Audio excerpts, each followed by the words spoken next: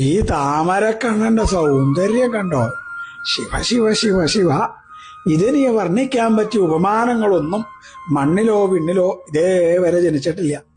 ഭാഗവതോ നാരായണിയൊക്കെ ഭഗവാന്റെ വിവിധ ഭാവങ്ങളെ ഭക്തന്മാരുടെ സ്തുതിയായിട്ട് വർണ്ണിക്കാൻ ശ്രമിച്ചിട്ടുണ്ടെങ്കിലും ആ സുന്ദരക്കുട്ടന്റെ മുമ്പില് അതൊക്കെ പരാജയപ്പെട്ടു. എന്നെ ഒഴിവാക്കരുതേ എന്ന് പറഞ്ഞൊരു താമരപ്പൂവ് കണ്ണന്റെ പിന്നാലെ കൂടി. ആരുടെയെങ്കിലും സങ്കടം കണ്ടാൽ വല്ലാണ്ട് വിഷമാവണ ആളാണ് കണ്ണൻ. ആ താമരപ്പൂവിനെ കണ്ണൻ ഇങ്ങോട്ട് ഏറ്റെടുത്തു. അപ്പൊ എന്തായി എന്നല്ലേ? മുഖാരവിന്ദം, പദാരവിന്ദം, നയനാരവിന്ദം എന്നൊക്കെ പിന്നെ പിന്നെ പിന്നെ ആളുകൾ പാടാൻ തുടങ്ങി. താമരപ്പൂ പോലുള്ള കണ്ണാണ് കണ്ണന്റെ മുഖം കണ്ടാ താമരപ്പൂവാണ്, കാല് കണ്ടാ താമരപ്പൂവാണ്. ആ കളിത്താമരയെ ഭഗവാൻ കയ്യിൽ സൂക്ഷിച്ചു. ഭക്തന്മാർക്ക് ആ താമരപ്പൂവിൽ അമർന്ന് ദർശനം നൽകി. സാക്ഷാൽ താമരക്കണ്ണനായ ഗുരുവായൂരപ്പന് ദണ്ഡ നമസ്കാരം.